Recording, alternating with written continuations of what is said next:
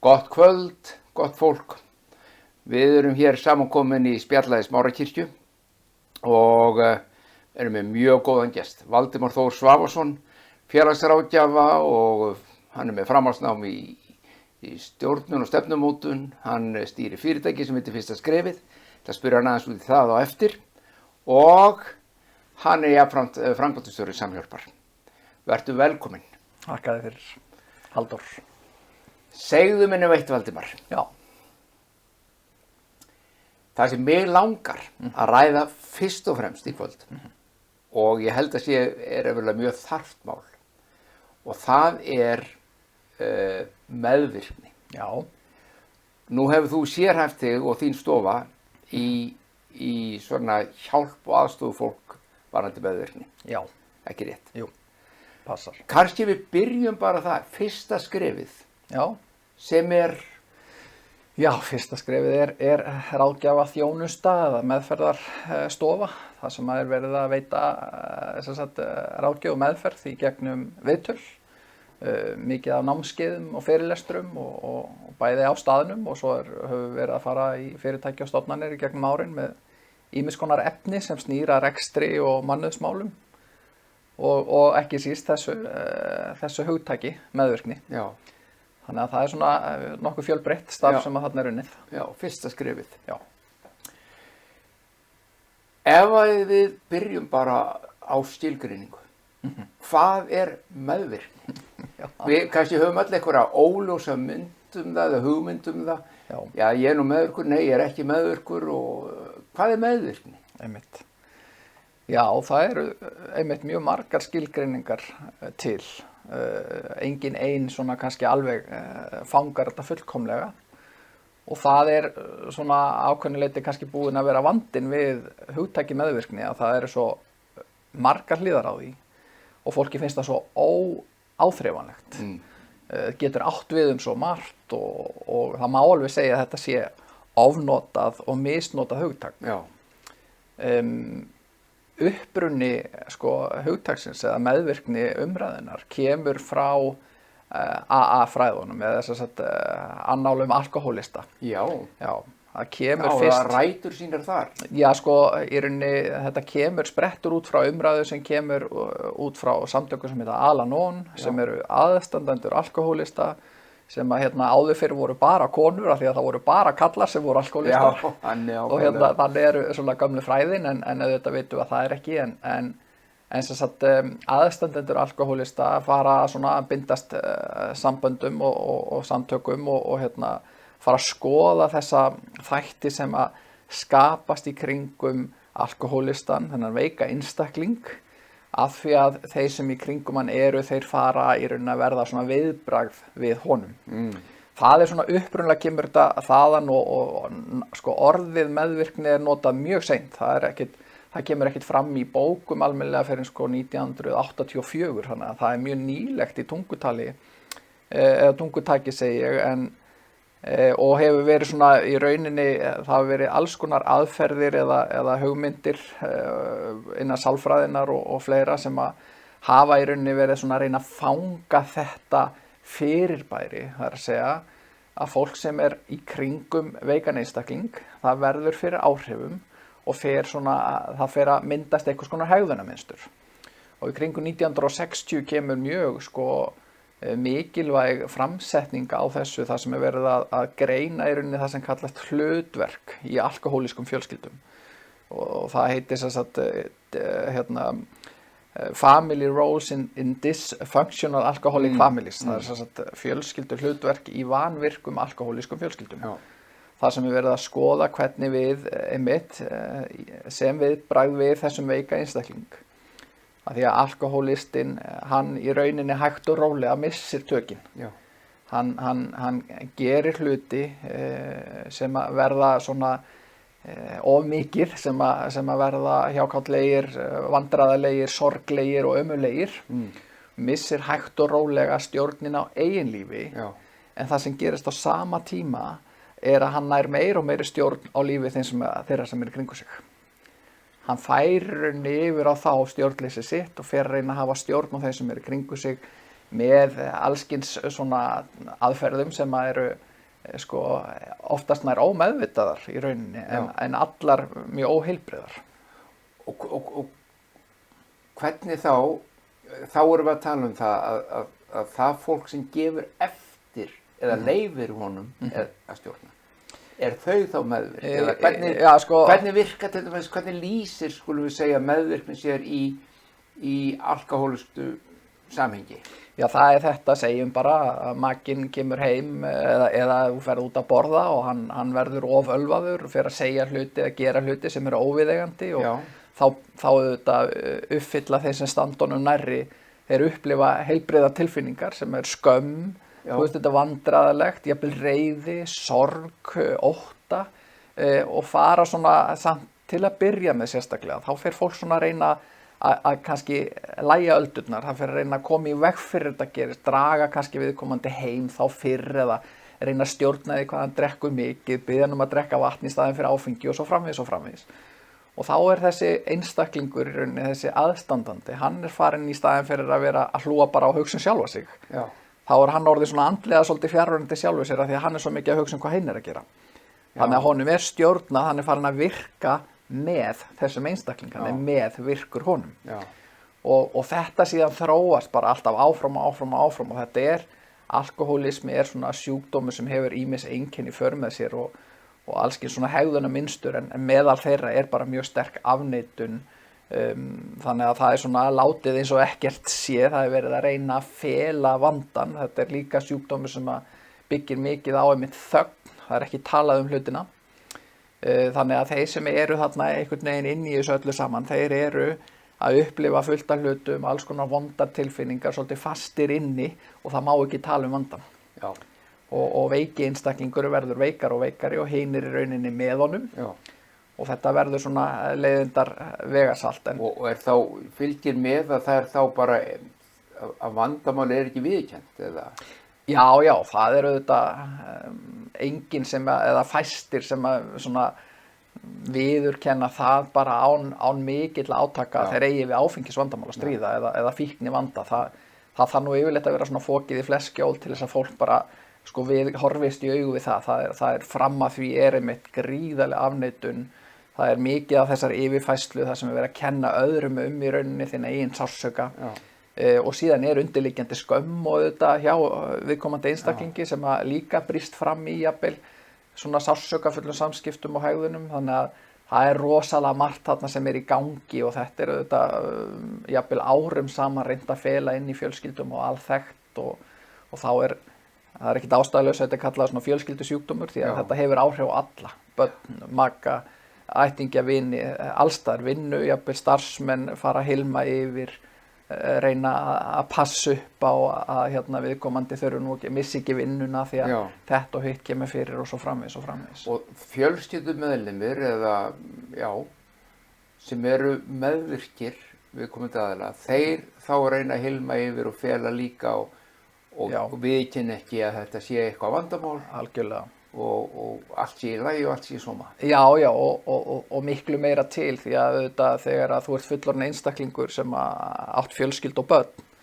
þá hefur ákveðnum skyldum að gegna. Þú ert í ákveðnu hlutverk eða sem sagt þú í rauninni ert í hlutverki þar sem þú þarft að bera ábyrgð og sinna ákveðnum hlutum. Veikur alkóhólisti, hann fer hægt og rólega detta út úr því, þessari virkni, hann fer að hætta eða missa boltana, hann ber ekki þá ábyrgð sem hann á að gera og klúðrar og þá fara aðrir að stíga upp, þannig að það oft komið til dæmis bara ung börn eru farin að taka hlutverk sem að þau ættu alls ekki að vera að sinna en að því að þau bara skynja það þörf fyrir það innan fjölskyldukerfisins. Þá fara þau að rísa alls konar mjög sorglega sögur af því þar sem fólk hefur bara sem krakkar farið að bera ábyrgð sem að þau standa engan veginn undir. Þetta alþekkt í þessum fræðum. Alþekkt. Og þá erum við eiginlega komnir svolítið nærið í hvað svo aftur meðvirkni því að þessi langi aðdragandi segir í rauninni alls ekki alla söguna því að þetta í rauninni það sem búið að vera að tala í sambandi meðvirkni, þá hefur verið mjög mikil áhersla á einkenni, það að segja birtingamyndir þess meðvirka. sem að hefur til þess að svona ná einhverjum tökum utan það, því þetta er svo svakalega mikið Já. og fjölþætt og alls konar, Já. að þá er löngu búið að búa til svona ákveðna flokka. Það er búið að svona stilla þessu upp í ákveðna, aðalega að tala 5 svona sko einkenna flokka. Já. Og þá er einn sem sagt afneitun, einn er lág sjálfsvirðing, einn er undanlátsemi, einn er stjórnsemi og einn er veruleikaflótti. Og inn í það getum við verið að tala saman bara alla vikuna einkenni.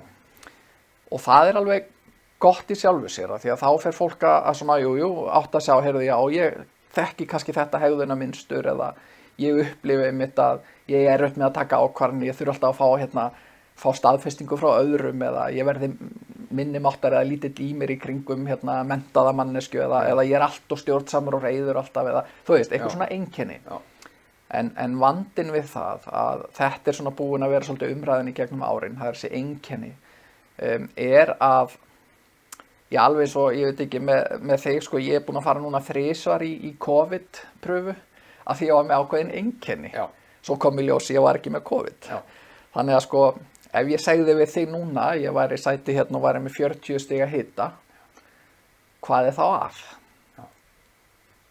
Erum við ekki sammála því að það gæti verið, ég gæti verið með COVID, Já. ég gæti verið með flensu, Já. ég gæti verið með bara einhverjar magasýkingar, Já. eða ég gæti verið með opið beinbrot, bara það sem væri bara komið sýking, það gæti verið svo margt. Já, já. Er þá hitinn vandamálið? Nei, hann er einkenni. Hann er birtingamynd þess að það er eitthvað að. Já. Alveg eins með þetta, eins og segi, það er búið að vera að tala mjög mikið einkenni meðvirkni, og það er alveg, þá vitum við, það er eitthvað að. Já. En hver er orsökin? Já. Hvaðan kemur þetta? Þá erum við farin að snerta svolítið kjarnan í þessu. Já, og þá erum við loksins komin yfir í svona ákveðin fræði, og þarna er fremst meðal jafningja Pia Mellody sem hefur rannsakað þetta í rauninni 30 ár. Já. Og komið fram með módel sem að útskýrir hvaða sem er í raun og veru að gerast. Og þetta auðvitað, ég veit ekki hvað við höfum langan tíma hér. Já, bara smástundi við, sko. Já. Annars verður við bara að koma aftur. Ég hef námskeið, sko, svona það bil mánaðarlega sem er í 2,5-3 tíma, og það er sko, það er engan veginn fullnægjandi, já, það er svona bara til þess að fá aðeins, sko, yfirborðið, eða svona, kafa aðeins á dýptina. Já. Eins og segi, við skerum alveg í kjötið, sko, Já.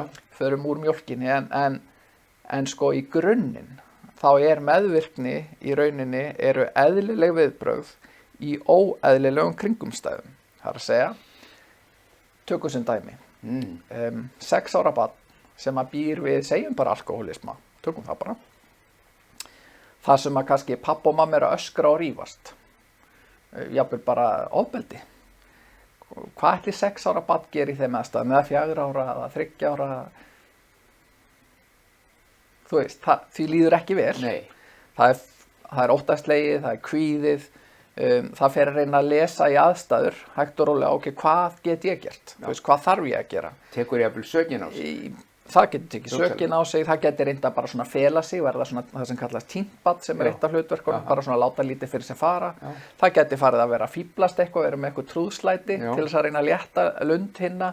Það getur tekið upp á því að taka systkini sín, maður hefur heyrt bara sögur af því, bara 6 ára börn fara og taka 3 ára systkini sín og fara með þau út eða eitthvað og passa þau svo þau verði ekki fyrir álaginu, skilur, og sársaukanum. Þetta er allt eðlileg viðbrögð í óeðlilegum kringumstæðum. Já. Og sko meðvirkni í grunninn og haltuði nú verður öll til fyrir 10 ára aldur.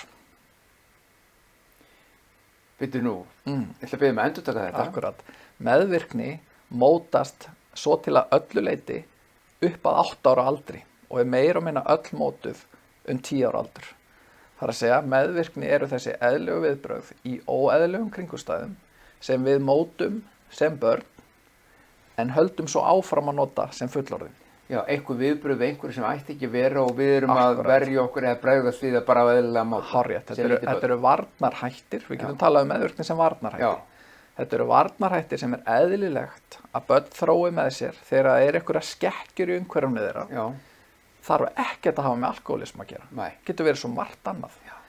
Það getur verið bara Þú getur bara hafa alist upp hjá foreldrum þar sem að kannski pappiðin bara fórst í sjóslýsi og mammaðin með 7 börn. Já, Getan til að sinna hverjum að einum, hún minnkar. já, Það enginn að meina neitt illt, nei, en það hefur áhrif á barn sem hefur ákveðna þarfir fyrir athygli, fyrir nánd, fyrir þú veist, hefur Já. fylgt að þörfum. Ef að þeim ekki sinnt, þá byrjar að mynda þetta viðbragð. já, Þannig að þetta þarf alls ekkert að vera eitthvað alvarlegt, alls ekki, og það er ekkert, það snýst ekkert að vera að leita sökudólgum, nei, heldur bara að skoða, og það er það sem að Pía hefur gert með þessu módeli sem að ég var að nefna á hann. Hún hefur sett fram mjög vel skilgreint, ótrúlega áhugavert og gagnlegt módel sem að sýnir fram á nákvæmlega hvaða grunnþættir þetta eru hjá okkur öllum sem börnum sem að þarf helst að hlúa að til þess að við komum svona sem bara best út í lífið, svona líklegust til þess að vera í jafnvægi með sjálfsvirðingunni í lagi, mörkin okkar í lagi, upplifum virðið okkar á heilbrigðan hátt og svo framvegis. En þegar að verða skekkjur gagnvart þessum grunnatriðum að þá byrjum við að mynda þessa varnarhætti sem eru síðan aðferðir sem við höldum áfram að nota og það er það sem við köllum meðvirkni. og jafnvel í öðrum kringumstæðum og algjörlega. Þannig í rauninni sko gamla hugmyndin að ég geti verið bara að segja fertugur maður, einhleypur og kynnist góðri kona að mér finnst og fer bara hratt inn í hjónaband og kemst svo að því að hún er alltaf að drekka áfengi og er bara alveg húrrandi alkóhólisti og þá sé ég allt í einu orðið svo meðvirkur. Nei. Það er ekki svoleiðis. Þá nærðu í viðbrögð sem einhvern veginn þróast með þér þegar þú varst yngri. Já, sko, ég fer inn í samband með alkóhólista að því ég er meðvirkur. Ég það kem með það inn í, það var löngu búið að mótast, en það vaknar allt upp og blossar upp í þessum aðstæðum. Já. Og þetta, eins og segið, þetta er svo ævintýralega skemmtilegt og spennandi að skoða. Já, og þarna eru svo mörg púsl fyrir svo marga. Já. En að útskýra það á svona skömmum tíma, þetta er eins og að segja sko, einkenni sykursýki eru svona sko, og við vitum að sykursjúkur átti ekki að borða sykur, en nákvæmlega hvað er að gera, þetta er margflókið. Ég stil og ég er þakkláttur fyrir það þó sér bara klóri í yfirborðinu. Já. En á saman tíma þá bendi ég bara á fólki sem er að hlusta að fyrsta skrefið er með námskeið í þessu það sem er farið í dýpra og býður upp á tíma, viðtalstíma og ráðgjöf í þessu fyrir þá sem vilja og þurfa. Einmitt. Þannig að þá getur fólk tekið þetta næsta skrefið. Já, það er hárrétt. Það er fyrir þá sem að tengja við þetta, þá er mér mikið í mun og búið að vera í mörg ár. Ég hugsi ég er búin að halda 200 námskeið og fyrirlestrar um meðvirkni og ástæðan er einföld. Mér finnst þetta bara svo áhugavert og mér skipta svo miklu máli að fólk fá þessar upplýsingar. Já. Því að það eru svo ofboðslega margir sem að falla undir þetta. Já. Sem að tengjast þessu einhvern nátt hafa kannski verið í fjöldamargra ára að vinna með sig, reyna að finna svona, þú veist, af hverju líður mér svona hins, af hverju ég lend alltaf í sömu aðstæðum aftur og aftur, af hverju lítur lífið mitt svolítið út svona eins og copy-paste eða eitthvað og mér líður kannski aldrei vel og svo framvegis. Það er ótrúlega oft sem að þarna er að finna púslin sem vantaði. En er hægt kannski að segja þá að það séu fáir eða kannski jafnvel ekki nokkuð maður sem ekki er á einhvern nátt meðvirkni þó að sé háu stigi og komið berlegi ljós eða... Já, algjörlega. Það var nú eitthvað tíðan, heyrði ég eitthvað grín með það að Gallup hefði eitthvað tíðan gert rannsókn á því sko, eða semt í eitthvað svona spurningavagn sko, einhverja spurningar sem tengdust meðvirkni. Já. Á Íslandi og það hefði verið sko með við svörin 98% svarenda eða 97% sko meðvirkir, flokkuði sem meðvirkir, ég veit ekki á hverju þessar spurningar byggðu eða hvað og grínið er svona það sé ennþá verið að leita þessum 3% sko. Já, ég hugsa sko það megi alveg segja það en spurningin er bara, er þetta farið að verða skaðlegt, er þetta farið að valda þér óhamingju, er þetta farið að valda þér erfileikum í samböndum og nánum samskiptum. Áður fyrir þangað, bara eitt sem að komi kollinum áðan þegar þú varst að tala rannsóknir sem að þeir eru að nota í ykkar fræðum og ykkar meðferðum þessa þætti sem við þurfum sem yngri eða börn alast upp. Eru ekki líka þá þarna komið með einhverja svona bara uppeldislega þætti sem, Jú. sem að foreldrar bara þurfa að vita og hjálpa og passa Algjörlega. börnin til að styrkja þau fyrir lífið? Algjörlega, og það svona leggja áherslu á að sko, það ekki verið að leita sökudólgum. Nei. Því að leið þú fer að tala þetta, þá ertu farin að tala barnæsku, þú ert farin að tala uppeldi. Já. Og þá eðlilegt að við öll, að því að það fer enginn að skoða þetta fyrir fullorðin. Nei. Að þá kemur upp til dæmis þessi hugsun, býtu, hann að tala pappa og mömmu? Ég vil ekkert vera, ég vil bara heiðra þau eru jafnvel látin, ég vil ekkert vera, eða hvað sem eða einmitt ég bara, eða bara ég vil einmitt tala rosa illa þau og þolið þau eða eitthvað, allt þarna á milli. Og þá minnir maður alltaf á, við erum ekki að leita sökutólkum, maður gengur alltaf út frá því að allir hafi verið að gera sitt besta miðað við getuna hverju sinni. Akkurat. Þú veist, og svo kemur að okkur sjálfum, því við erum sjálfu uppalendur. Það næsti hjallur þegar maður fer í gegnum þessa þætti, því að það er mjög oft sem að fólki sko langar að draga upp svörtu leður svipuna og byrja að slá sig sko, að hugsa bara, guð, ég hef ekki gert svona á hinsegin og ég algjörlega brugðist. Ég algjörlega brugðist og þá segi ég alltaf, heyrðu, sko, ég á sjálfur 4 börn. Og bara ég geti bara sagt sko sko sérstaklega kannski 2 fyrir börnin mín sem ég á úr fyrra hjónabandi, byrja ungur að eignast börn. Ég geti bara sagt, sorry, you were the test child. Þú veist, ég meina, við gerum öll miljón mistök, það engin fullkomin og það að skoða þetta, þetta eru sannarlega svona uppeldis fræði, þetta heita uppeldisfræði, píumelodí. Í rauninni svona, það kallast á ensku reparenting model, það sem þú ert að svona endurforeldra sjálfa þig, en í leiðinni er maður að læra einmitt og sjá hvaða þarfir það eru sem að börn raunverulega þurfa. Og það er ótrúlega gagnlegt, en sko, og það kemur bara sem svona bónus þegar maður fer að skoða þetta, en fyrst er auðvitað að skoða þetta fyrir þig. Það er að segja, hvað af þessu á við mig? Hvernig hefur mín æska mótað mig sem að endurspeglar daginn í dag. Það er það sem við byrjum á því að vinna með. Og þetta bara gerist, eins og segir, mestu hluti bara fyrir 10 ára aldur. Já, það er svoleiðis. Þá erum við bara, ég meina börn eru bara þannig, þau eru bara að skynja allt sem þau heyra og sjá öll samskipti, hvernig tala við þau og hvernig fólk tala sín á milli og það sem er sagt og gert og ekki sagt og það er, allt þetta mótar okkar eigin raunveruleika það hvernig við trúum að heimurinn sé, hvernig hann eigi að virka, hversu mikið virði við erum og svo framvegis og þarna verða mjög oft skekk. Nú hefur oft verið talað og maður hefur heyrt bæði í mörgum fræðum og bara greinum og skrifum og samtölum og svona viðtölum að einn af þessum þáttum og ég gerir ráð fyrir hann sé þarna einhvers staðar inn í þessari mynd líka sem er ást og umhyggja, þessi kærleikur sem að börnin þurfa að fá, sem að ungviði þarf að fá frá blautu bláspenni og er það ekki rétt að það er einhvers staðar í einhverju mynd þannig ný eða hvað? Jú, algjörlega. Og það er svona, ég hjó eftir þessu þegar þú sagði sko að það væri svona að vera endurforrita sko foreldrið í mér. Sko hvað er mikilvægt í að við erum ekkert alltaf að allir gera sitt besta, en við erum ekkert alltaf með þetta til þess að gera það sem þarf fyrir barnið okkar. Og þá kem ég að öðru. Við hófum þetta samtal út frá alkohólisma og fjölskyldunni sem er meðvirk með alkohólistanum. En þetta á ekkert bara, meðvirkni er ekki bara byrst í bara það sem er alkohólismin í gangi. Alls ekki. Getur þú nefnt mér 1, 2, 3 dæmi, 1 dæmi eða 2 þar sem að svona meðvirkni byrtist og sést fyrir þá sem að skynja hvað er í gangi? Já, við tölum bara svona hluti eins og bara þú veist, nútíman, það sem við erum að fást við ef við skoðum bara nokkur ár tilbaka, þetta ár, síðustu 10 árin, efnahagshrun, breytingar, óttakvíða, fjárhagslegt óöryggi. Ég held að flesti tengi við það, ef þú ert nógu lengi mjög blankur til dæmis, þú átt ekki almennilega fyrir reikningum, þá ferðu bara að hafa verulegar áhyggjur af því. Og alveg sama, sko, þú þarft að vera alveg rosalega vel stiltur og góður svona andlegu prógrami og ýmsu til þess að vera ekki með hugan við það. Ef það er eitthvað sem veldur þig verulegum áhyggjum í mjög langan tíma, þá er hausinn svolítið fastur þar.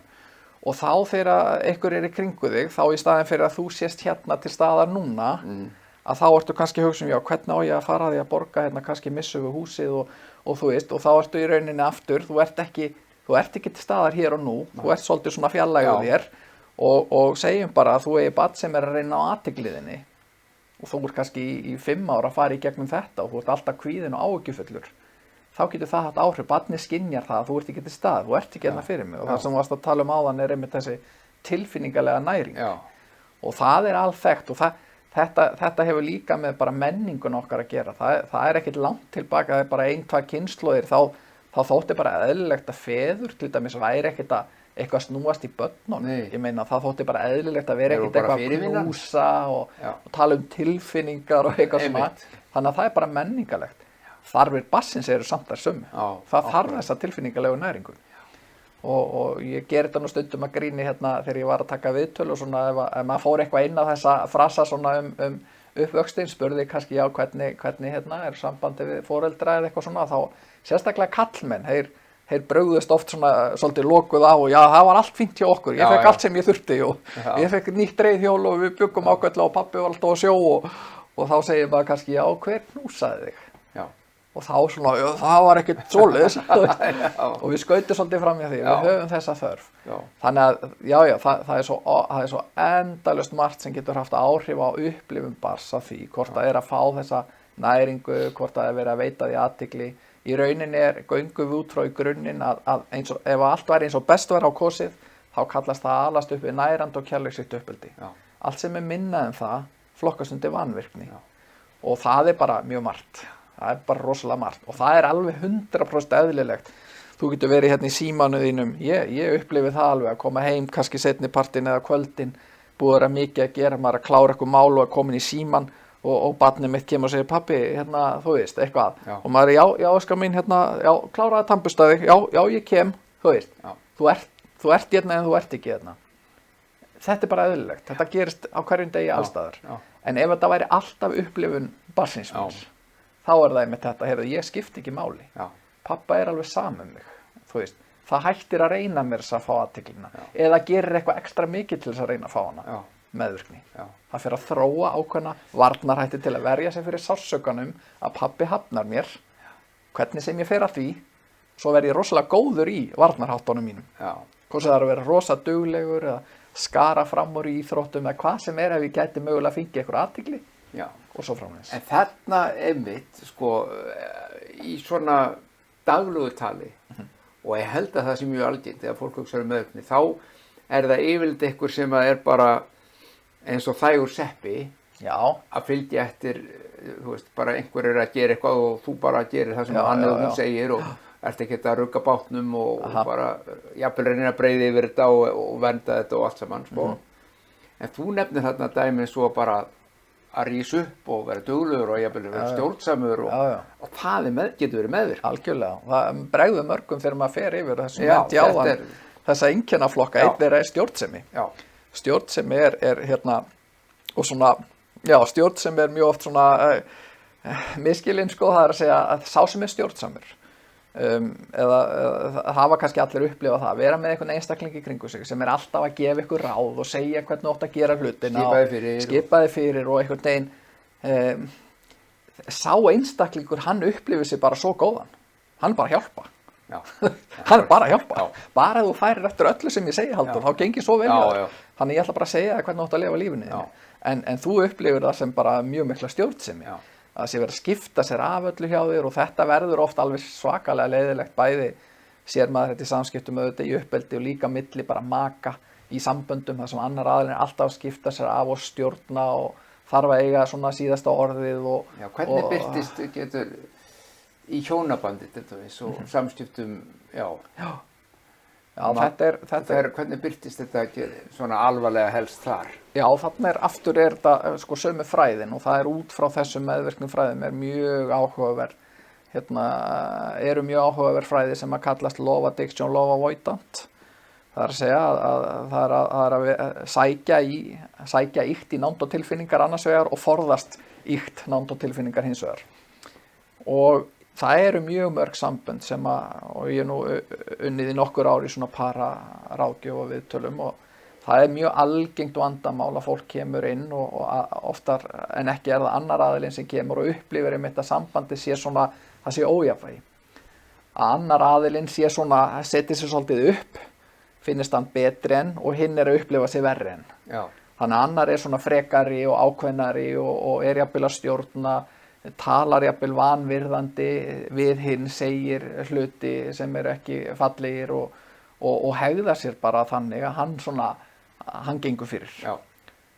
Og aftur menningarlega og bara líffræðilega þá hefur líffræðin þau áhrif og menningin að þetta oftar kallmenn. Já. Það oftar við sem erum þarna að stjórna og svona sínum virðingarleysi. Já. Og konur þá frekar að upplifa, heyrðu, einhvern veginn rödd mín heyrist ekki í þessu, ég fæ ekki ákveða neitt, þú veist. En það þarf ekki vera. Alveg bara, og allt sem ég segi á við bæði kyn, já. Allt saman. En ég bara segja samt að sumt algengar á einn veg eða annan og rannsóknir styðja það. Já. Það feðraveldið og ýmislegt sem hefur ýtt undir þetta og þó að jafnrétti sé stöðugt að aukast þá þetta ennþá alveg mikið til staðar. Og þar kemur líka líffræðin, við erum bara stærri og sterkari, yfirleitt, líkamlega, sem hefur áhrif. Það eðlilegt ef það kæmi inn maður 2,20 á hæð og þrekinn þá hefur það áhrif, talandi um að hann væri reiður, þá myndum við strax upplifa smá ótta því að við bara sjáum strax að það hefur ofurefli etja. Þannig að það alls konar svona þættir sem hafa bara sjálfkrafa áhrif. En það mjög algengt að fólk komi og þá sérstaklega þessi sem upplifir að það sé svona á sér tróðið. Já. Það yfirleitt sá aðili sem kemur og biður aðstoð, vill gera eitthvað, líður ekki vel. Það auðvitað mjög óþægilegt að lifa lífinu þannig að það verið að koma fram við að vanvirðingu. Talandi í parsambandi. Já. Og þá fer maður ofta að vinna með þessa þætti meðvirkninar, þar sem að þarf að fara að setja mörk, þarf að fara að styrkja viðkomandi. Já. Og það þýðir þá að þetta vegasalt að hinn aðilinn þarf líka að koma með. Já. Þannig að verða jafnvægi í sambandinu. Já. Og þetta verða ofta alveg svakalega átök. En er það möguleiki til dæmis að þessi aðili sem finnur sig litið niður til eða einhvern veginn undir, getur sá aðili orðið meðvirkur með þessu ástandi? Það að segja og reynda að segja þetta allt í lagi, hann eða hún já, hann nú ekki eins vondur eins og það er ekki ástæða hljómar. Það er ekki ástæðulaus að flestar svona auglýsingaherferðir sem snúa ofbeldi snúast að segja frá. Já. Það er verið að hvetja fólk til að segja frá. Já. Af því að í grunninn eins og ég sagði áðan, allt í sambandi við þessa meðvirku hegðun að afneita, að þagga niður, eru leyndamál, það fíllinn í stofinu og allt það. Allur pakkinn. Þannig að það yfirleitt alltaf þannig fólk, eins og segið, það kemur yfirleitt ekki og leita sér aðstoðar fyrir mjög seint. Það yfirleitt komið mjög langt inn í þessi vandamál. Og þetta skýringin á því eins og nefndir áðan að fólk leitar jafnvel aftur og aftur inn í svona sambönd eða inn í samskipti við annarkvæmt alkohólistan eða ofbeldisaðilann eða hvernig sem er. Já, það svo merkilegt með okkur að við sækjum frekar í sársauka sem við þekkjum heldur en í óvissuna. Við förum frekar inn í aðstæður þó við vitum að þetta verður töff en ég kann þetta. Þú veist, ég þekki sveiflurnar og spennuna og að stundum svona springi allt í loft, þú veist, ég kann þetta. Heldur en að standa kannski á eigin vegum og fara að finna sjálfa sig og bara svona treysta á sig. Veist, og það má ekki gleyma því að það er ekki vondi kallinn og góði. Þetta alltaf, við finnum mannesku, við finnum maka sem fyllir á það sem vantar upp á hjá okkur. Og öfugt, við erum að fylla upp á hjá viðkomandi. Þannig að ef þú ert mjög stjórnsamur, þá er mjög líklegt að þú finnir aðila sem það ekki. En sá aðili kannski einmitt að upplifa að hann svona þorir ekki kannski eða finnst vanta svona þetta hugrekki eða hvað sem þar, þannig að hann sækir einmitt í þann sem svona ákveðin og tekur stjórnina En hvernig gæti svona til dæmis birst svo gagnvart börnunum og uppeldi barnanna þessara aðila finna þau hvort svona karakterin finna þau sterkar, ekki þau að finna bæði eða ganga þau í lið með hvort öðru foreldrarnir að vera annað hvort, sér hvað ég meina, ef annar dóminerandi, verður við komið til dóminerandi yfir börnunum sínu líka, þá það bara við makar. Þetta svo ótrúlega fjölbreytt, en svona almennt þá það þannig og þetta líka víða talsverð átök í þessu að fólk byrjar saman, bindur sig saman sem svona ólíkt.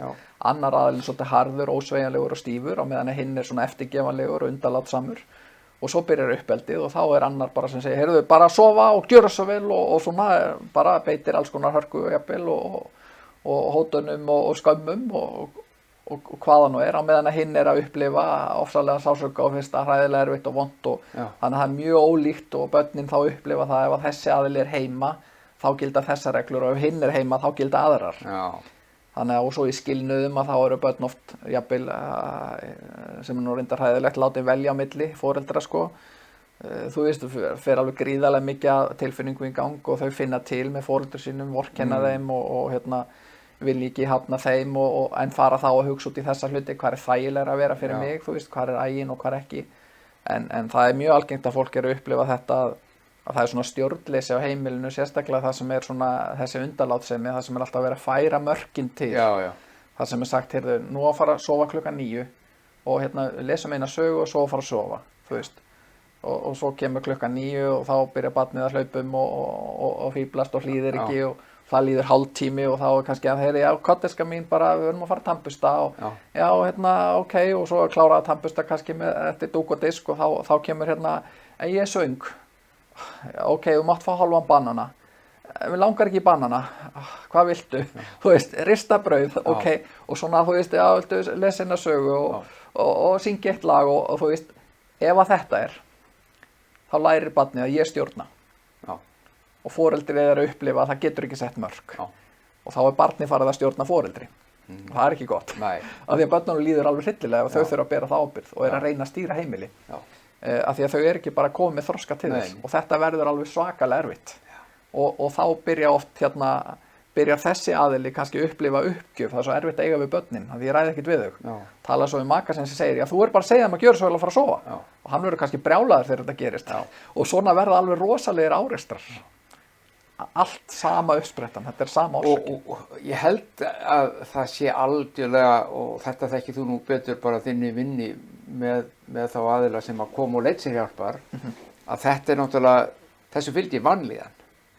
Ég meina, það er ekki mikil gleði og hamingja í meðvirknin það. Nei, og rótin eins og ég kannski nefndi áðan, það sem að sko, ef við hugsunum svona sálfræðina og hugan, þú ert svolítið tekinn.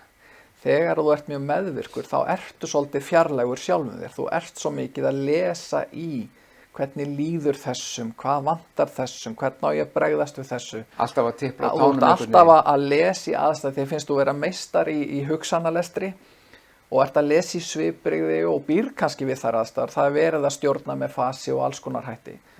Þannig að þú ert í rauninni svo utan við þig og þar af leiðandi getur þér ekkert liðið vel og það er mjög algengt að ef maður spyr fólk sem að kljást við þetta, ef maður spyr sko, hver ert þú? Og þá bara opna stóra augu og fólk hefur ekkert geta gefið sér eitthvað tími að staldra við og bara hugsa, hver ég? Hvað langar mig? Hvert ætlaði ég? Hver eru gjafirnar mínar? Þú ert alltaf einhvern veginn í rauninni að virka með, þú ert svona viðbragð við umhverfinu þínu. Það stýrir lífinu þínu. Ef þú hittir 5 káta einstaklinga, þá líður þér kannski ágætlega, svo hittir 1 fúlan og þá dettur, þú veist, þetta rosa sveiflur, þú enga stjórn, þú bara viðbragð við lífinu og það auðvitað alveg hryllilegt. Sko. Og svo eins og við nefndir áðan, jafnvel sko, út af því, eða þegar þú ert búin að vera í þessum kringumstæðum kannski yfir helgina eitthvað svolítið, svo fyrir á vinnustað og þá reynir að gera eitthvað annað til að búa til annað andrúmsloft fyrir þig, láta þig líða betur. Einmitt, og það mjög algengt líka, maður skynjar að fólk kannski að upplifa, getur verið undanlátssamt á heimilinu, þú veist, það einhver annars stjórna þar, svo kemur það í vinnun og það eiginlega svona hefnir sín, verður rosa stjórnsamt þar, eða finnur eitthvað sem það getur stjórna og það svona, þannig að það verið að færa í rauninni tilfinningar sem átt að bera ábyrgð á hér, verið að leysa út annar staðar. Þetta eins og segja, þetta aðra mörg að hyggja. Já, ég meina, það bara alveg stórkostlega gaman að spjalla við þig og því að þetta gefur, eins og þú sagðir á hann, þó maður séu ekki að kafa djúpt og gefur þetta svo mikla innsýnsamt að skoða jafnvel bara yfirborðið. Og tíminn er nú að hlaupa frá okkur, en það eru 20 yfirborð sem ég langar að spyrja þig Fyrsta lagi, hvað gerist til að fólk sem í þessum kringumstæðum leita sér hjálpar? Hvað það sem að gerist þér? Sér það bara allt í einu, það er bara komið nóg eða, já, hvað það sem að dregur fólk eða ítir fólki út í að leita til dæmis til ykkar? Sko það er bara, það er ekkert eitt, það er bara eins fjölbreytt eins og við erum mörg. Oftar en ekki er þetta ástand sem hefur varað mjög lengi. Já. Og með opnari umræðu í bara samfélaginu, það er auðvitað aðgengi að allskyns upplýsingum, bókum, podcastum og hinn og þessu, þá er fólk meira og meira að heyra. Meðal annars bara hugtaki meðvirkni, bara svo dæmi sér allt í, heyrðu, þú veist, ég tengi við þetta og hitt og fer að verða forvitið. Flestir sem kannski koma eru einmitt bara að upplifa það að vera bara alltaf óhamingjusamir, þú veist, bara finna ekki hamingju í lífinu og líða ekki vel og finna að það jafnvel það sem dugði áður til, þú veist, gat verið ís eða þú veist, eitthvað að það er hægt að meira segja virka og bara, þú veist, komast það niðurstöðu, heyrðu, það þarf eitthvað að breytast. Ég held og breytingin hefur orðið gríðarlega bara til dæmis menn eru komnir miklu meira að skoða þetta, það gerðist nú bara helst ekki fyrir bara 10 árum síðan, af því að meðvirkni var nú svona huga margra kvenlegt vandamál. Já, þetta var svona aumingja vandamál eitthvað. Já, einmitt, þú ert að viðurkenna einhvern aumingjaskap með þessu, sem þetta er alls ekki. Þannig að já, það er ótrúlega misjafnt hvað veldur, en maður sér það er bæði að það er aukast að karlmenn komi og það er líka að aukast að ungt fólk skoði málin. Og hvað ef að meðvirknin er vannstilling, hvernig réttstillum við okkur? Já. Hvað þarf að gerast? Góð spurning. Næsta spurning. Já, þetta er sko. Þetta gerist ekki á einni nótt. Nei, við erum, eins og ég segi, svona, þegar við höfum hlaupið yfir völlinn, þá erum við að tala lærða hegðun sem við erum búin að viðhalda frá barnæsku. Þar af leiðandi er þetta hegðun, þetta eru viðbrögð, viðhorf og hegðun sem við erum búin að vera með föst í 30 ár, 40 ár, 50 ár, 60 ár, bara eftir því hvað við erum gömul. Þannig að þú breytir því ekki svona. Nei. Fyrsta skrefið er að viðurkenna. Þú veist, það er að segja, heyrðu, já, þetta er vandamál. Já. Ég sé að það er eitthvað vandamál hérna. Já. Annað er að fá upplýsingar hvað er þetta? Já. Hvað er vandamáli? Hver er orsökin? Þá fer maður að fá svona sjálfskilning einmitt. Þá getur maður að fara það svona, og ég man eftir þessu sjálfur fyrst þegar ég gat svona, já, heyrðu, ok, þú veist, bara svona aðeins, heyrðu, nú skil ég mig betur, nú fatta ég akkur ég er alltaf svona við hinsegin. Þá kemur svona aðeins sko meiri væntumþykja gagnvart þér og skilningur, hættir kannski að berja þig niður eða vera harður við það því þú ert alltaf svona hinsegin. En til þess að svona ná árangri gagnvart þessu þá þarf fólk bara að fjárfesta í tíma. Það sem það er að fá faglega leiðsögn, það getur verið í formi þess og þetta mæli maður með því að fara og hitta ráðgjafa þá eða meðferðaraðila sem að hefur þekkingu á þessu. Það er alls konar grúppur í boði sem að ég mæli sterklega með. Það er hægt að fara inn í 12 spora samtök og vinna með þar þessi svona einkenni og hitta þá bara annað fólk sem er að vinna með það sama og miðlar og deilir reynslu sinni og vonum og allt þetta hefur samverkandi áhrif og það er þannig með vinnu með þetta tiltekna vandamála að ég veit ekki, þú kannski upplifa það stundum sko sér maður einhvern, hann skráir sig í nám eða fer í einhvern eitthvað æfingaprógram eða eitthvað og svo sér maður breytinguna á viðkomandi eða hann er alltaf í einu að fá þessa gráð og hinn og klára 1 og 1 ár en sá aðilega kannski ekki að sjá breytinguna. Nei, við sjáum hana. Já, við sjáum hana svolítið svona utanfrá. Það er svolítið eins með þetta, maður er oft búin að vinna með fólk í mjög langa tíma, 1-2 ár, svona með eitthvað skona viðkomu eða eitthvað og maður er að sjá því líka sigra nást og hvernig fólk breytist, það breytist bara í útliti hreinlega. En fólk sér það oft ekki sjálft fyrir en kannski eftir einhvern ákveðin tíma.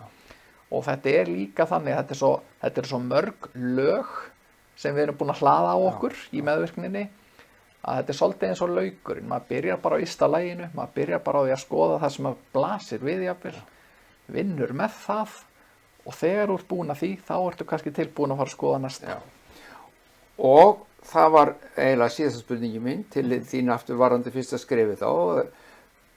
þetta, sko, þú lýstir á þannig að fyrsta skrefið var að viðurkenna að það eitthvað. Já. Og fyrsta skrefið nafnið á fyrirtækinu ykkar eða ráðgjafarstofunni. Já, rétt.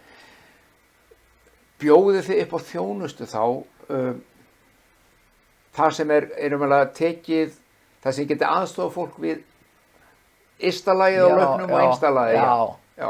Já, við erum, sko, það starfa þar í rauninni núna 2 meðferðaraðilar sem að báðir ásamt mér hafa sko þessa sérfræði menntun í þessum fræðum. Já. Það er ekki mjög margir á Íslandi því miður ennþá, en það mun nú breytast hægt og rólega. Já. Við erum sjálf að fara að kenna þessi fræði núna í haust. En hérna, já, við gerum það. Það eru viðtalstímar, það eru einstaklingsviðtalstímar, það eru grúppur í boði. Það eru námskeið hverju mánuð, núna eru þau á netinu til dæmis og mjög vinsælt að koma svona bara þetta stutt námskeið meðvirkni. Og síðan erum við líka að bjóða upp á það sem við kalla svona intensive therapy sem er svona fyrir lengra komna eða það þarf ákveðin undirbúning fyrir það og Berglind Magnúsdóttir, kona mín, hún er svo eina sem að gerir það hér á landi með þessum hætti og hérna það er svona, já, það er áfallamiðuð meðferð sem fer mjög djúpt. Valdimar Þór Svavarsson, við ætlum að slá botnin í þetta hér og nú. Það er bara heiður að fá þig og mikið svona upplýsandi í skilningnum þegar að heyra þig fjalla þetta. Því að þetta er greinilega mun algengara heldur en við höldum eða okkur hefur verið tæði trúum, jafnvel í okkar eigin lífi og það er hægt að vinna með þetta. Algjörlega.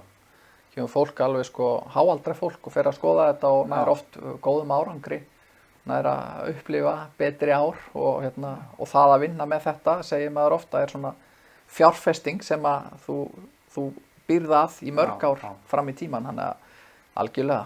Bestu þakki fyrir að koma, Valdimar, og vonandi fáum við aftur í settið til þess að spjalla jafnvel enn meira myndi á dýpra. Já. Sjáum til. Alltaf til. Kærar þakkir. Takk sömuleiðis. Elsku vinir, þið sem hafa verið að hlusta, hvet ykkur til þess að skoða þetta vandlega og vel og ef þið veit að ef þið hafið einhverja spurningar varðandi þessa þætti meðvirkni að þá er fyrsta skrefið og Valdimar og hans fólk tilbúið til þess að ráðfæra sig að þið getur ráðfært ykkur við þau og gefa ykkur góð ráð sem getur hugsanlega leitt til frelsisins frá þessu sem að hann hefur verið að lýsa. Ég held að við viljum það öll. En skoðið þetta og nýtið ykkur upplýsingarna sem við fengum í dag. Guð blessi ykkur öll.